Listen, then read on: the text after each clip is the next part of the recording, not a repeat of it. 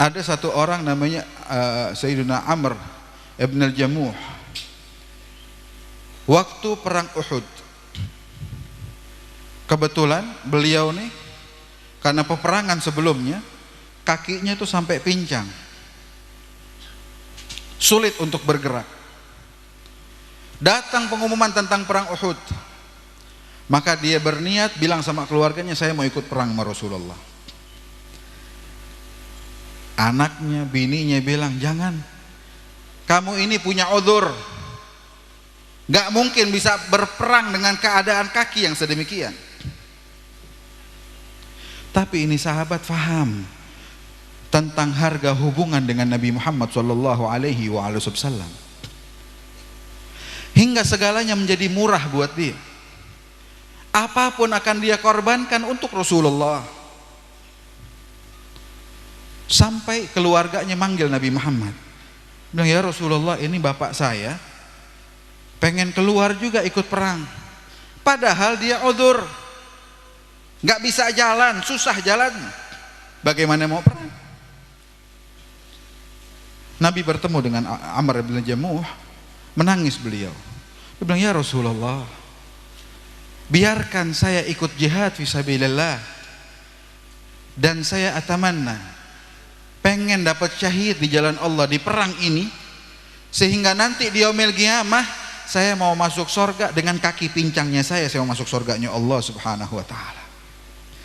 Lihat kekuatan mereka untuk mengorbankan segalanya, karena mereka faham apa yang mereka dapatkan dari hubungan mereka dengan Rasulullah sallallahu alaihi wa ala alihi wasallam.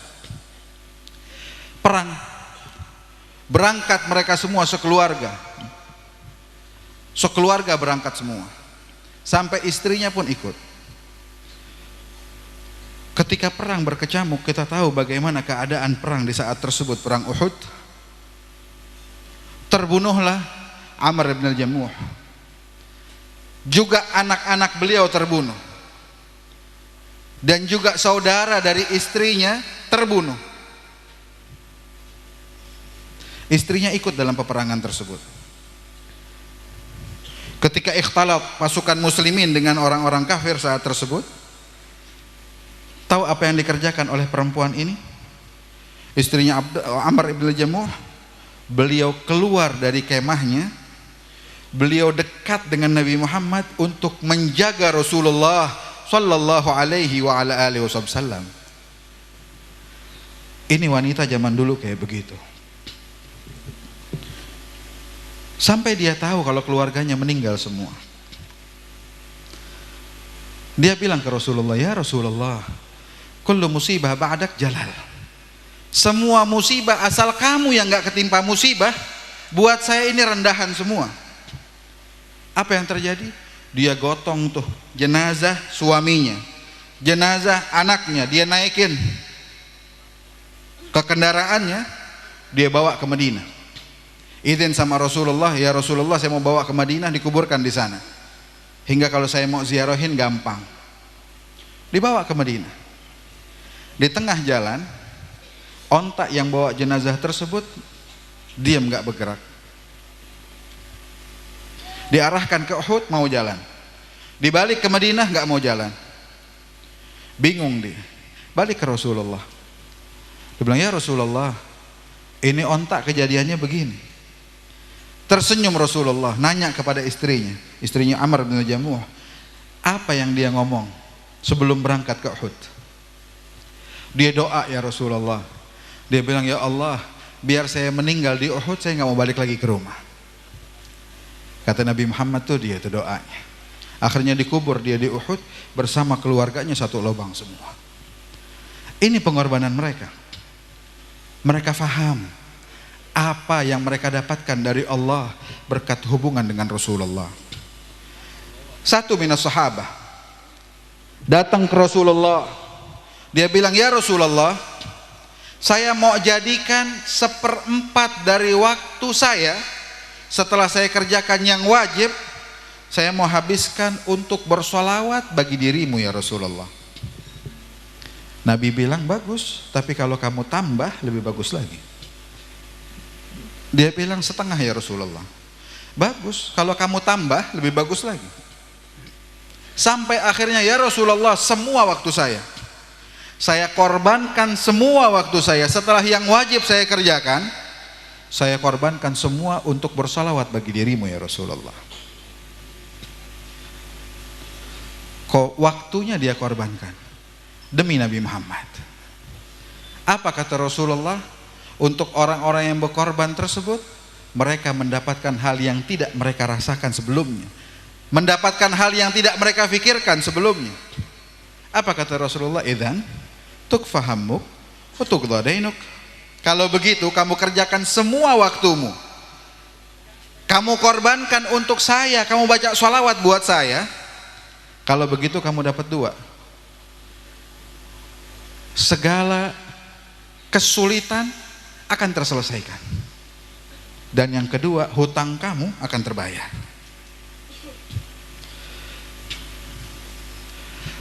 Hubungan dengan Nabi Muhammad bukan cuma punya sahabat Rasulullah,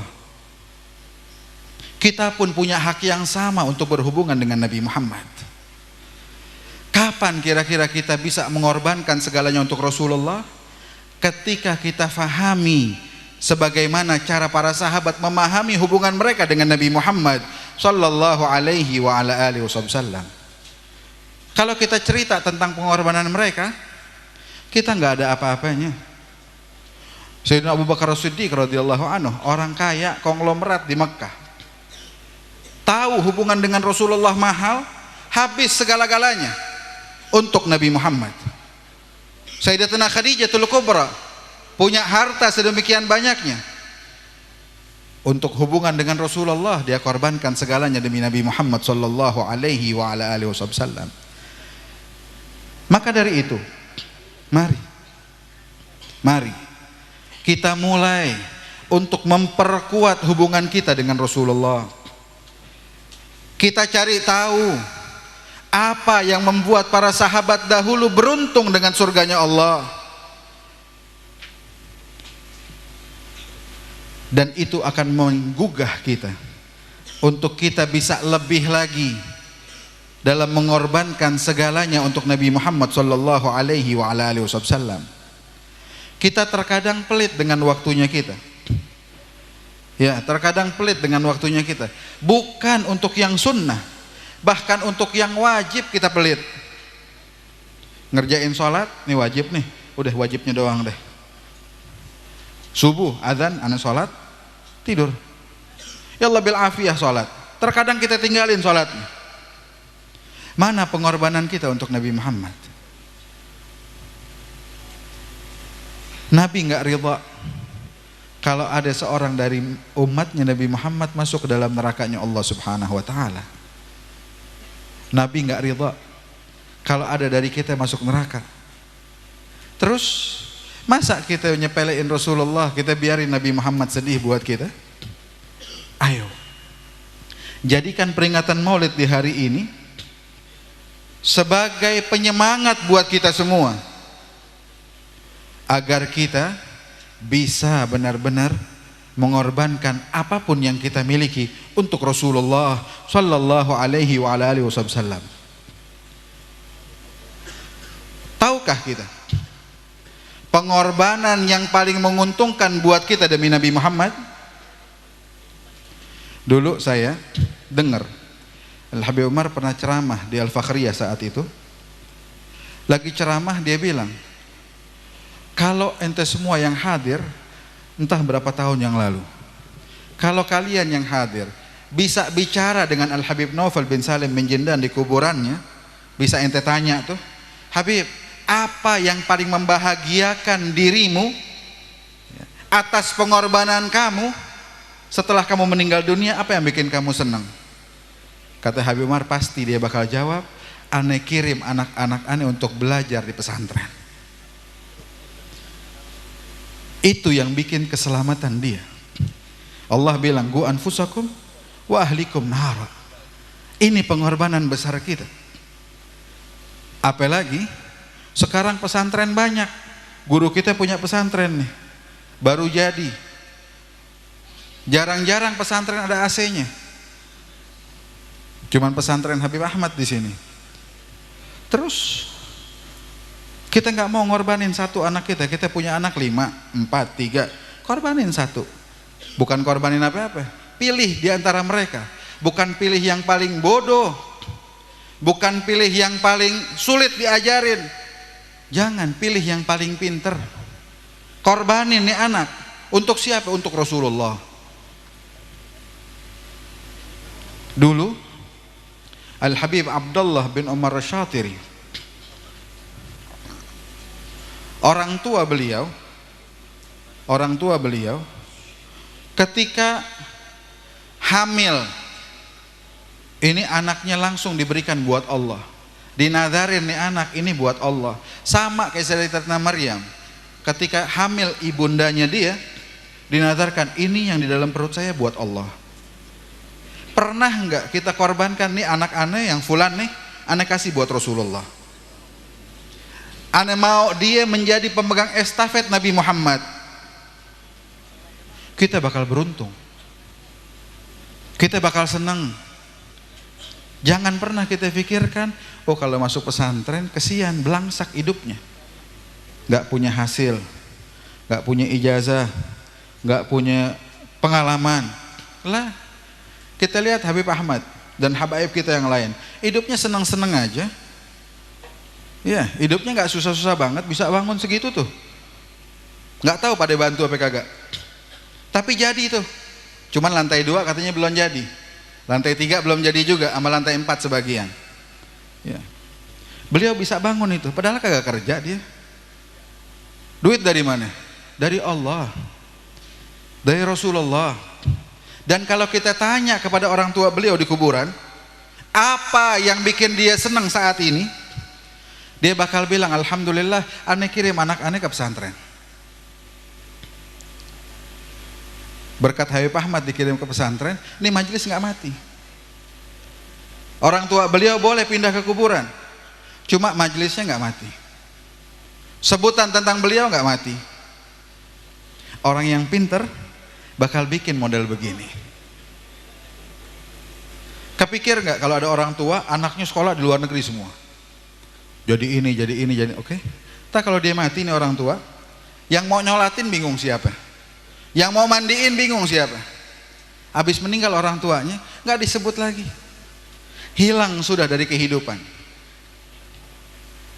Ya, mudah-mudahan Allah Subhanahu Wa Taala jadikan kita bisa memahami hubungan ini dengan Rasulullah, dan semoga hubungan tersebut memacu kita untuk bisa mengorbankan segalanya untuk Nabi Muhammad SAW, sebagaimana orang-orang sebelum kita berani berkorban untuk Rasulullah.